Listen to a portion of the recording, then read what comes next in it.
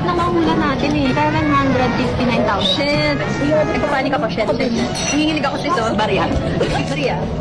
And lastly, I would like to thank my dad for always being there and for being my never-ending ATM machine. Love you, Dad! Oh, hindi. Actually, may incentive nga kami sa bahay eh. If you want to get your allowance, dapat pumasok ka. Oo.